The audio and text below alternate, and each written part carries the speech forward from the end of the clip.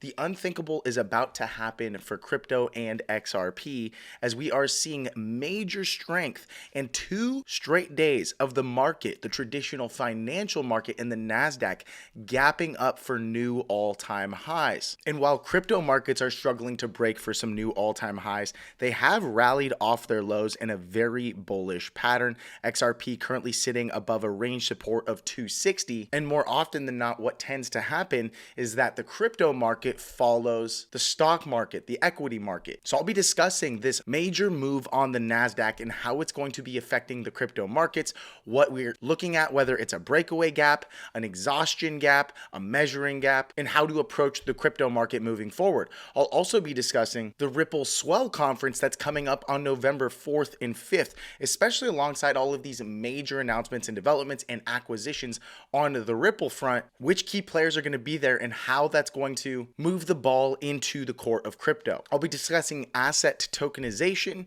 as well as how Ripple plans to take everything on chain in the future and the infrastructure they have in place to do so. Finally, I'll be discussing a few spot ETFs that are new and going to be approved for trading here on the NASDAQ tomorrow, which could be another major reason why the market rallied. So stick around until the end because I'll be diving into the charts a bit and sharing my personal game plan moving forward and how you can prepare into some of these moves. And as always, my friend, if you're feeling blessed and bullish, comment 777. And if you're going to be the wealthiest person in your family tree, smash the subscribe button. Hello and welcome back to the Bull Runners YouTube channel. If you're new here, my name is Paul. You can find me on Twitter or X at PauliDeFi, PauliDeFi. First, we're going to look at the crypto market cap, currently sitting at a fear and greed index reading of 42, which is well off of those lows that we saw on October 17th. Right behind me, you can see that we hit a low of 25. And typically in any bull market scenario, if we're in these major orange ranges like we were, or even the red range back in March of 2025 or September of 2024, then it looks like a really good dip buying opportunity as Bitcoin is still holding above its weekly 50 EMA. You can see that on a weekly time frame, every single time we traded back down to the 50 EMA, we rallied really hard for new all-time highs. Back down to the 50 EMA, rallied hard for all-time highs. And the stronger, or better yet, the bigger the deviation away from the EMA, the more likely that this thing was ready to start pulling back. Well, now we've been trading in this range from the largest deviation for a period of now 105 days,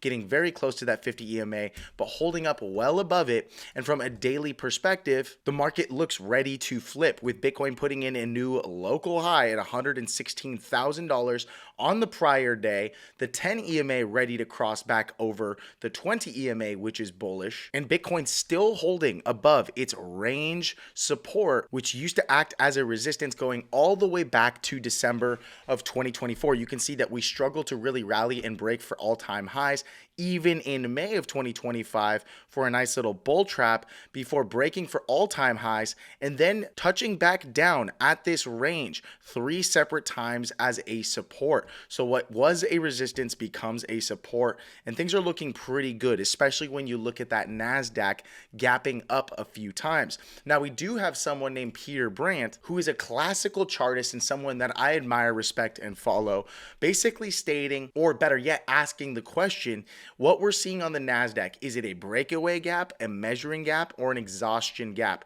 And depending on what kind of a gap up this is, now many people have shared their theories, but I think I'm somewhere in the middle on this and slightly more bearish, at least from the NASDAQ side. Now, that doesn't mean I'm bearish on the crypto market. The crypto market can rally well after the stock market. We don't want to see the stock market breaking down really hard because then it's likely the crypto market's going to follow. What I'm simply saying is, even if we are close to an all-time high or a top in the stock market, as long as it kind of sells off and chills in a range which still remains the top, then crypto can actually have a chance to rally as a lot of money might rotate and flow into the crypto market. Either way, one trader named Abdullah said he finds it highly likely that this is an exhaustion gap, which is occurring at the end of a prolonged uptrend, and that when you take a look at oscillators such as the RSI and stochastic, they are both in overbought zones on the weekly time frame.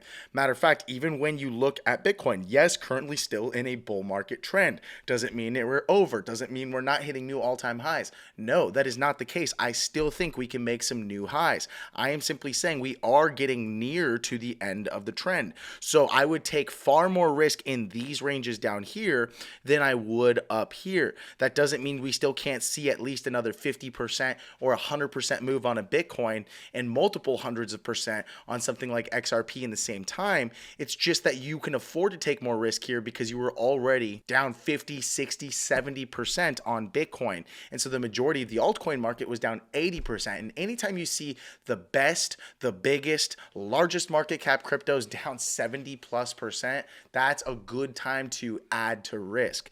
When you see it near or close to a new all-time high after a prolonged uptrend going back to December and January of 2023, it's important to note that yes, we can see a blow off top just like the NASDAQ is seeing, but we're probably getting closer to the end of this trend, which leads me to believe that 2026 might be actually more bearish and we're not going to get this 5 or 6 year cycle just based on all of the new incoming information. And you'll notice that sometimes I do flip-flop on my opinion as new information comes and goes. And so that's what the dynamicism, or better yet, how dynamic you have to be when you approach markets. And so taking a look at Bitcoin looks very similar on the RSI to, let's say, the NASDAQ, where we are seeing not only oversold, but a very strong bearish divergence from a weekly perspective, where we're seeing a series of higher highs on the price, but we're seeing lower highs on the RSI all the way into the previous all-time high. So in order for this Bitcoin bull market to continue and the crypto market to continue and XRP to hit new all-time highs, we're going to need to see Bitcoin hold this range of $109,000 to $107,000. And if it fails to hold this range, it might be the end of the bull market, considering the RSI might be giving us a very early signal going all the way back to March of 2024. So really important to note, we're seeing a massive gap up, and I do believe that Abdullah is correct in assuming it's an exhaustion gap. In other words, you see the market rally and gap up on an exhaustion pump before it finally tops off. And afterwards, you tend to see a bit more volatility in the markets. So then why am I being bullish in the title of this video? Because I believe we're likely going to see something along the same line in the crypto market. And the crypto market can rally a lot harder and sometimes in certain environments even a little bit longer than many equities and the stock market. So we're going to have to pay attention to that $108,000 to $107,000 level. 109 on the weeklies, totally fine. But if we cannot hold that range, then yes, the markets are likely going to be cooked. Still, things are looking really bullish from the fundamental side, as on November 4th and 5th in New York, you have some absolute titans of traditional finance in the Ripple Swell conference.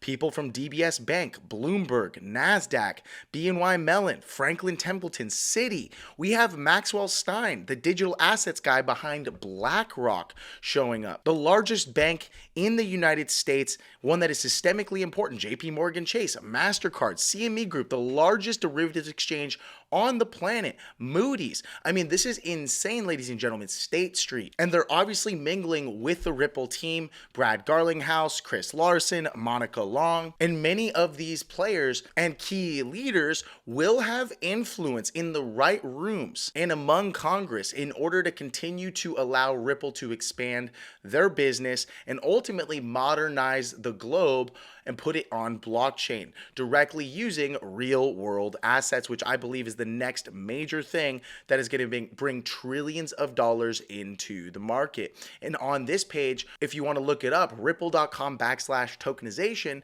they talk about how they've put the right infrastructure and compliance in place to onboard institutions into the new world order of asset tokenization, something that Larry Fink and BlackRock have been very bullish on, especially after having seen the Bitcoin ETF IBIT be the fastest growing ETF in history, which really speaks to the demand. Now, the reason people would want to use the XRP ledger is because not only do they have 12 years of uptime, but they also have processed over $1 trillion, and they have all of these key pieces of infrastructure in place for virtually anyone and any major bank to take the assets of their clients and customers and put them on blockchain to tokenize them. But let's have a listen to Jazzy Cooper, the head of DeFi over at Ripple. So tokenization is really just the digital representation of something in the real world in a digital format. In this case, we're talking about the blockchain. So taking something in the real world, it could be anything. It could be equity, it could be something that you own, it could be a certain privilege like the ability to vote, and taking that entity or aspect that's off-chain and bringing it onto the blockchain, representing it in a digital format. So typically, once you have an understanding of what you would like to represent, you'll use an existing standard such as ERC20 on Ethereum or an IOU like fungible token on the XRP ledger, and you'll actually take that real world thing and represent it on the blockchain. Now, why do you want to do that? What's the purpose of just tokenizing something for the sake of it? There isn't one. So effectively, after you've tokenized it, you want to go ahead and do something with it. You want to send it as a payment, or you want to trade it or collateralize it so you can access a loan and use one of the many advantages of tokenizing real things on the blockchain. And so what exactly is going to be tokenized on the blockchain, which is probably the greatest opportunity in all of finance, something that not a single bank can ignore, again, which is why they've been so worried about blockchain and crypto technologies entering the space, because if they were not prepared or not working to build that infrastructure out, they were going to lose their market dominance. Either way, we can see by 2033, we're expected to see $18.9 trillion of assets tokenized, much of which will be fixed income, equities, real estate, funds, stablecoins, credit, treasury, derivatives, and even alternative investments through hedge funds and all sorts of other investment vehicles. And when you combine the fundamental bullishness of that consistent year-over-year growth, even with a potential bear market in between, at the end of the day, nothing can stop this. Considering now Canary Funds is going to have a spot HBAR and Litecoin ETF, which nobody expected to be launching first, and are effective and begin trading on the NASDAQ tomorrow. Litecoin and Hedera are the next two token ETFs to go effective after Ethereum, which is actually quite a shocker. Then confirmed by Eric Alchunas, the NYSE has also certified 8A filings and posted listing notices for Bitwise's spot Solana ETF under Grayscale as GSOL, which will convert Monday. So now we're actually seeing the results of these spot ETFs entering the market. Again, another very bullish piece of news, even if it's not XRP, which leads me to the next point. The fact that we're getting Solana, HBAR, and Litecoin essentially all but guarantees that this year we will be getting a spot ETF for XRP. So you're going to want to watch that news very closely. And obviously, we're going to announce it on this channel the day it happens. So as long as Bitcoin holds that $108,000 range and continues to trend to the upside, XRP should be in a pretty good place. The only thing I'm really kind of worried about, or just watching in terms of a price level closely, is this 275 to 272 range. The fact that we have a lot of overhead resistance and what used to be a pretty strong support eventually broke below in terms of price, and now it's probably not going to break out the very first time we touch it. But if Bitcoin continues to trend up, potentially pumping hard with the stock market here, even though it's lagging, then yes, XRP is likely going to follow. So the price to watch closely right now is going to be 272. I probably wouldn't be adding to a ton of risk right now. I'd probably wait for that 10 and 20 EMA to cross over, or wait for some sort of a pullback to potentially like 250 to 249 before adding to an XRP position, because we're far closer to a range resistance, which means right now your risk to reward is not that great by adding here. You probably should have already been in way down here at around 235. But stay tuned on this channel because I will be sharing those updates with you. So be sure to subscribe. Also check out altcoinpro.com if you want to learn how to get access to our live calls, where I teach our students everything they need to know about technical analysis and how to find levels that are crucial and important, or better yet, pivot points. You can find the link in the description below for altcoinpro.com. Thanks so much for your time, my friend. Until next time, we'll see you later.